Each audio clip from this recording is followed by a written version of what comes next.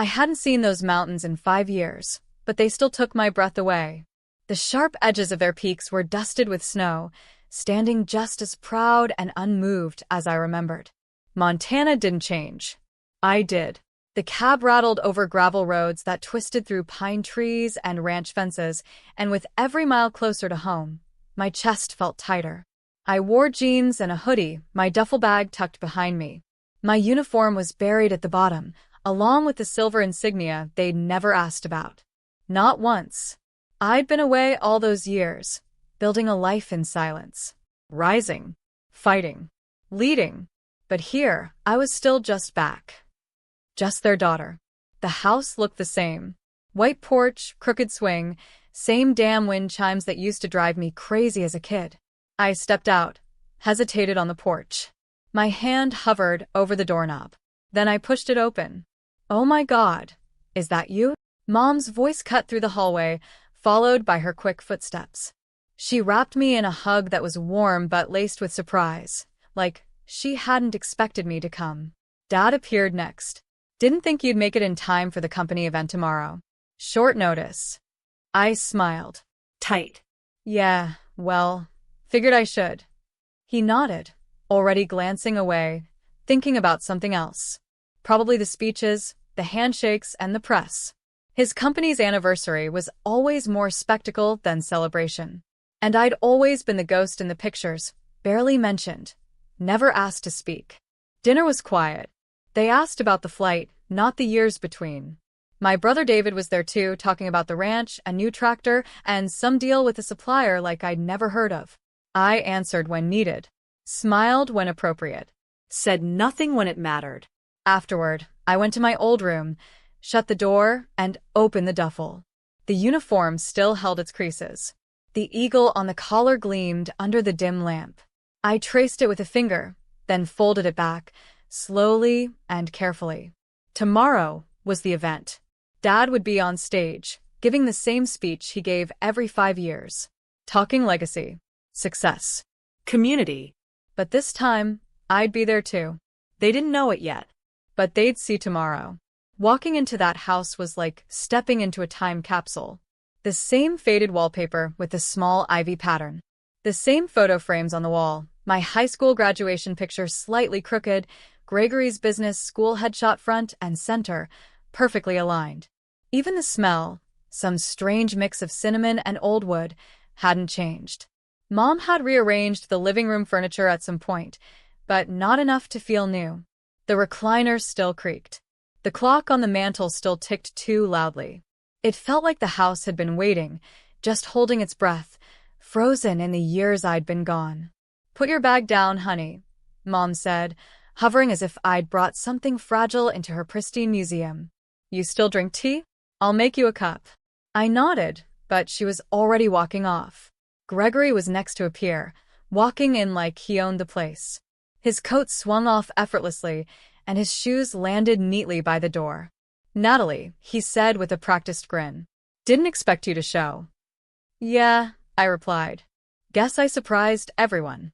He looked exactly like the kind of man our parents always admired, clean-cut, confident, tailored blazer hugging his shoulders. There was nothing warm about him, not really, just polished edges and boardroom charm. Dinner was set with Mom's usual attention to detail. Silverware perfectly placed, napkins folded like swans. She always did that for guests. Not for me, not growing up. But for Gregory, always. He started talking before we'd even finished serving.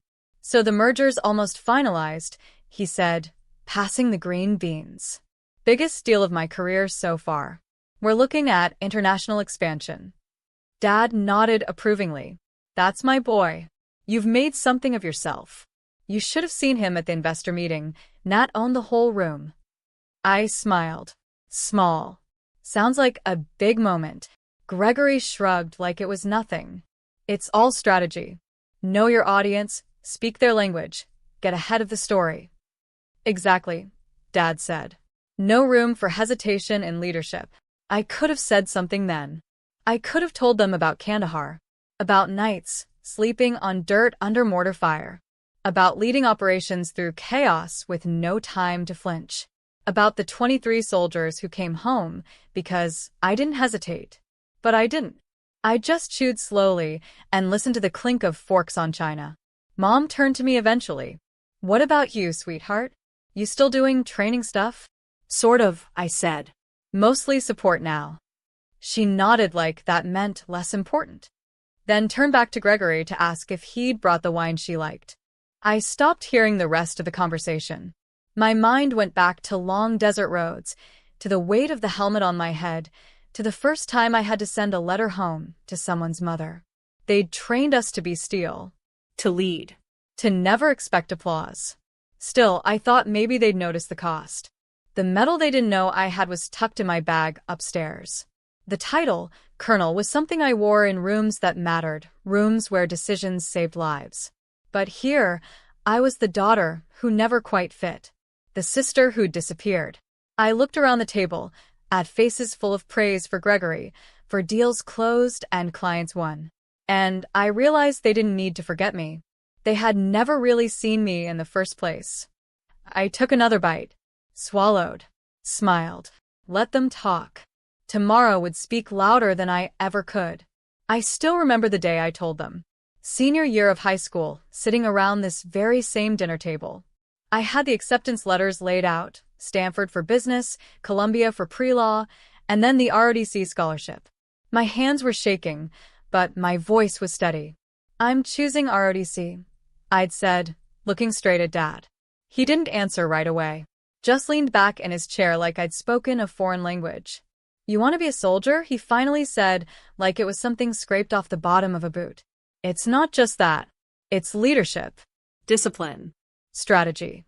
Gregory laughed. Smug. Or maybe you just want to crawl around in the dirt and yell at people. Mom looked disappointed. Not angry, just smaller somehow. But law school, Natalie. You're smart. You could do so much more. That was the first time I felt what it meant to stand alone. I went anyway. Freshman year was brutal. Waking up before dawn, getting barked at by instructors who didn't care where I came from. But I didn't back down. I pushed harder, learned faster, became the one everyone looked to during drills. By senior year, I was leading the program. I commissioned as a second lieutenant the day after graduation, and the next 10 years passed like storms.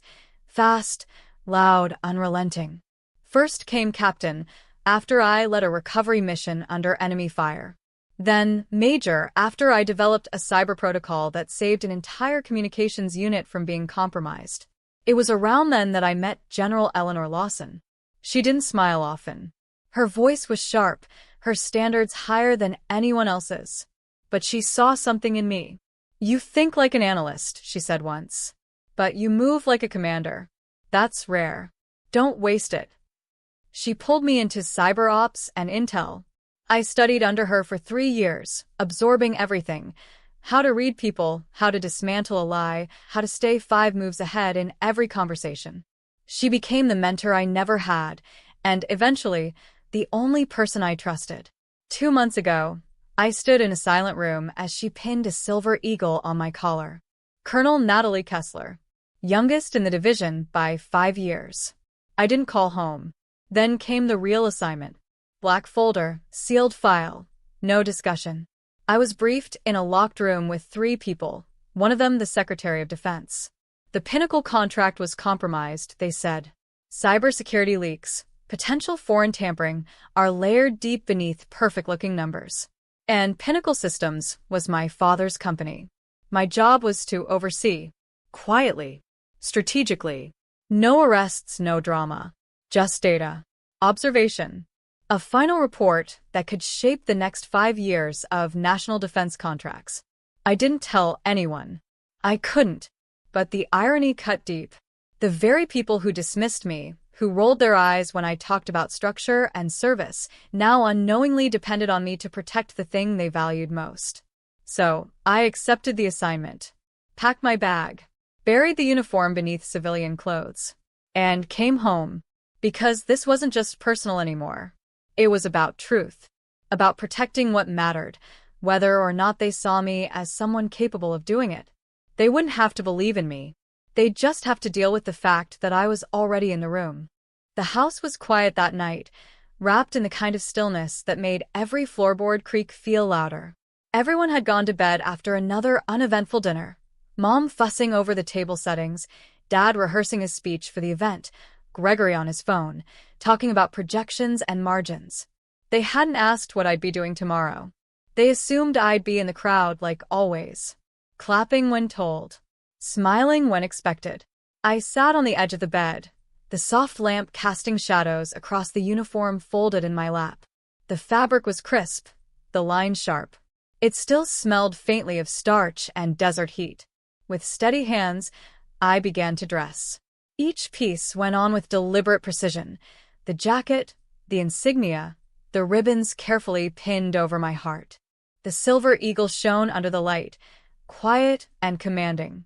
My name is stitched above it all. I looked in the mirror and saw someone they wouldn't recognize. Not because I looked different, but because they'd never bothered to look before.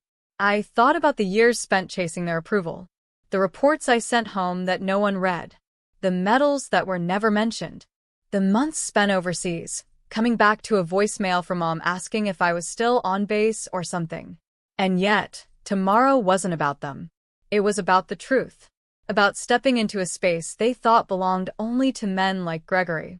It was about standing in my full capacity, not hiding behind their discomfort anymore. Downstairs, the silence deepened. The same table that had always made me feel small now felt irrelevant. Whatever warmth I'd once searched for in that house, I no longer needed it. I checked my watch. Time to go. I grabbed my briefcase and headed down the stairs, my boots echoing softly across the wood floor. I paused by the front door, glanced once toward the hallway where my family slept, and turned the knob without a word. No need for goodbyes. Tomorrow, they'd see me, not as their daughter, not as a guest, but as the one sent to lead the room. The morning air was sharp, clear, and merciless, just like my mood. I stepped out of the car and onto the pavement in full uniform, silver eagle on my collar gleaming under the Montana sun. The Pinnacle Systems headquarters loomed ahead, all glass and steel, a monument to my father's success. I walked through the revolving doors without hesitation. The front desk security guard straightened the second he saw me. "Colonel," he said with a nod, voice firm, eyes wide. He checked my ID with shaking hands, then scanned his screen. "You're expected upstairs. Conference room, A." "Thank you," I said, adjusting my briefcase. The elevator ride was short, quiet, but each floor lit up like a countdown. When the doors opened, I stepped into a hallway already buzzing with people in suits and polished shoes. I saw Gregory first, standing beside our father just outside the main conference room. They were mid-conversation until they looked up and saw me. Gregory's face went blank, like his mind couldn't process what he was seeing. Dad's jaw tightened. "Good morning," I said evenly, standing tall. "Natalie," Dad muttered. "What the hell is?" Before he could finish, Shannon Murphy rounded the corner. She was Pinnacle's CEO, sharp as a scalpel and just as precise. She didn't blink when she saw me in uniform. Instead, she smiled. "Colonel Kessler," she said, extending her hand. "We're honored to have you here." The teams assembled. "Thank you, Ms. Murphy," I replied, shaking her hand. "Let's get started." I walked past Gregory and Dad, leaving them frozen in place. The doors opened into a room full of senior staff, engineers, project leads, and contractors. Suits filled every seat, and briefcases lined the wall. The room quieted when they saw me. Shannon stood at the head of the table. "Everyone, I'd like to introduce Colonel Natalie Kessler, the Department of Defense's lead on oversight and compliance for the Pinnacle project. She will be working directly with us to assess progress and security protocols on the current contract." I stepped forward. "Good morning." As Shannon said, "I'm here representing the Department of Defense. As the program lead, I'm responsible for reviewing your systems, verifying the integrity of your security protocols, and ensuring full compliance across all divisions. This includes financial reporting, personnel access, third-party contractors, and internal infrastructure." The room stayed silent, but I could feel the shift. Eyes on me weren't skeptical. They were alert, respectful. I pulled a tablet from my briefcase and tapped it awake. Let's begin with a review of your last data security audit. Specifically, I want a breakdown of your Tier 1 access logs from the past 6 months. I noticed a clustering pattern tied to external IP pings during off hours. Who manages that firewall? One of the tech leads, a woman named Ava, raised her hand. That would be me, ma'am. We've been reviewing those anomalies too. Excellent, I said. Let's flag that for deeper analysis. From the corner of the room, Gregory spoke up, trying to regain control. We've already submitted a report to DoD liaison teams. I'm not sure this level of review is necessary. I turned slowly to face him. With respect, Mr. Kessler, this is now a Tier 1 priority audit. As the assigned colonel overseeing this $1.2 billion project, I decide what level of review is necessary. His mouth opened slightly, but no words came out. I continued, flipping to another screen. Also, your expense reports show subcontractor redundancies in the AI module team. 3 vendors are billing for the same deliverable. I'll need your justification for that by the end of the day. Heads turned. Whispers started. Gregory sat down without answering. And then I looked at my father. He hadn't taken his eyes off me the whole time. For the first time in my life, he didn't look condescending. He looked unsure. Off balance. Like someone had swapped the blueprint without telling him. I'll also be requesting a closed-door review with executive leadership, I said. This project is under federal scrutiny. There's no room for oversight errors or reputational risk. Everyone in this room is accountable, including Pinnacle's founding members. Shannon nodded in agreement, clearly unfazed. I finished the segment, passed around a preliminary outline, and opened the floor to questions. Several hands went up. Everyone had something to ask, to clarify, to follow through. They weren't humoring me. They were listening. The meeting ran over by 30 minutes. When it finally ended, I gathered my materials, gave Shannon a nod, and exited. Gregory and Dad were still seated, both staring at nothing in particular. I didn't stop for them. In that room, I wasn't their daughter. I wasn't the quiet one at the dinner table. I was the one who held the entire contract in her hands. And now they knew it. I had barely stepped out of the conference room when Shannon pulled me aside and quietly told me my father wanted to speak with me in his office. Alone. Of course he did. The walk down the hall felt slower this time. I knew the building layout from my briefings, but the personal weight of each step was heavier than any mission briefing I'd ever walked into. When I opened the office door, they were already there. My father behind the desk, Gregory leaning against the window with his arms crossed. Natalie, Dad said, voice low but controlled. Close the door. I did. He gestured to the seat across from him. We need to talk. I sat, straight-backed, uniform, still immaculate. You blindsided us, Gregory said, jumping in before Dad could. Why didn't you say anything? Why all the secrecy? I met his eyes. Because I knew you wouldn't take me seriously. Just like you never have. That's not fair, Dad muttered. I looked at him. Isn't it? When I told you I joined ROTC, you acted like I'd thrown my life away. You didn't even come to my commissioning ceremony. Not once did either of you ask what I was doing all these years. You could have told us, he replied, tone defensive. We had no idea. I did tell you. I cut in, quiet but sharp. You just didn't listen. You never asked. You didn't want to hear anything that didn't fit your idea of success. Gregory shifted uncomfortably. Look, maybe we were wrong to assume things. But you came in today and made us look like fools. I came in today and did my job, I said firmly. And I did it well. I didn't come here to embarrass anyone. I came to protect a federal project that's in danger. Whether it's your company or not doesn't change that. Dad leaned forward, finally speaking with something more than defensiveness. Why didn't you tell me you were involved with this contract? I gave him a long look.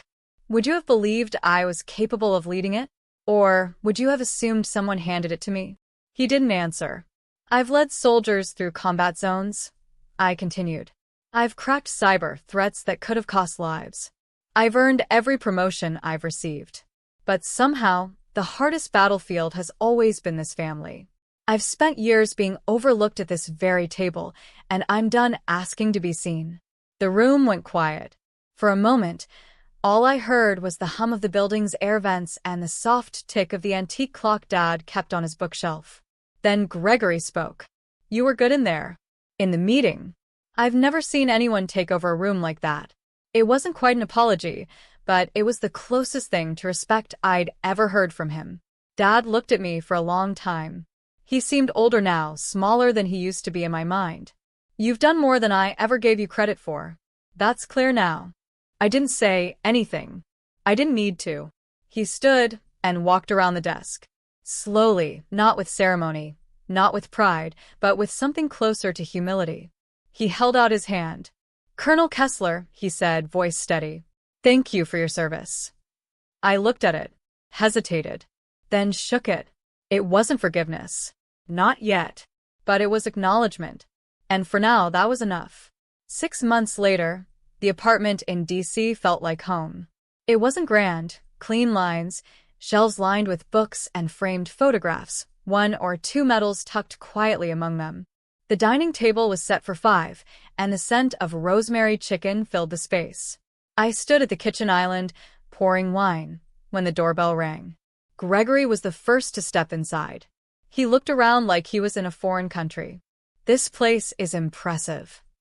"Thanks," I said, handing him a glass. My parents followed, a little slower, eyes scanning the walls like they were looking for pieces of the daughter they'd missed. Mom smiled.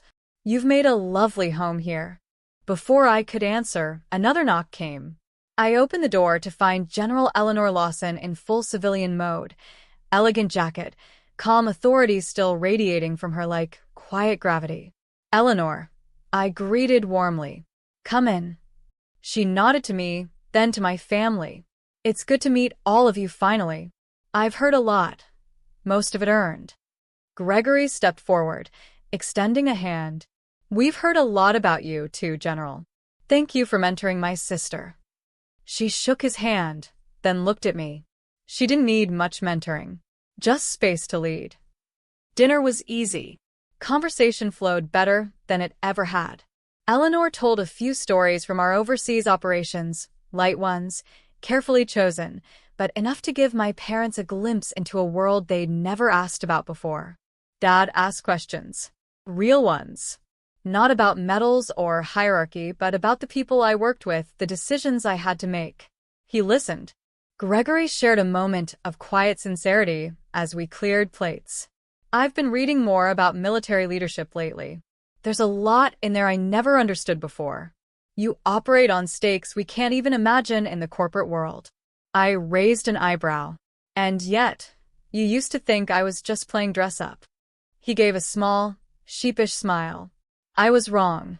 You've built something bigger than I ever gave you credit for." After dessert, Mom lingered in the kitchen with me. "You love this life, don't you?" "I do," I said. She reached out, touched my hand. "I'm proud of you, Natalie. We all are. I just wish we'd seen it sooner." I didn't answer right away, but I smiled. Not out of relief. Not for their approval. Just because, for the first time, I believed they truly meant it. Later that night, after the dishes were washed and the laughter had faded into quiet, I stood alone on my balcony, looking out over the lights of Washington. The city buzzed below, steady and alive. Somewhere down, decisions were waiting to be made, orders waiting to be signed. And tomorrow, I'd be back in it. Behind me, my family sat together in the living room, smiling, talking, and different. Changed. Not entirely, but enough. 6 months ago, I wouldn't have believed this was possible. That Dad would ask my opinion without challenging it. That Gregory would respect me without the need to compete. That Mom would see me not as the daughter she worried about, but as the woman I'd become. Still, I knew better than to define myself through their recognition. I didn't come back for revenge or even for acknowledgement. I came because I needed to stand in my truth. In everything I had built, earned, and fought for. The uniform never gave me value. It reflected it. Respect was never a gift. It was something I claimed, whether anyone offered it or not. I stepped back inside to find them all holding glasses.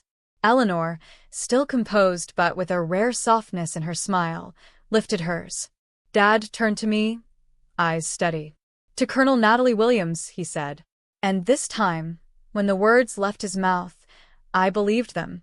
I raised my glass not just to their newfound understanding, but to the girl who walked into ROTC alone.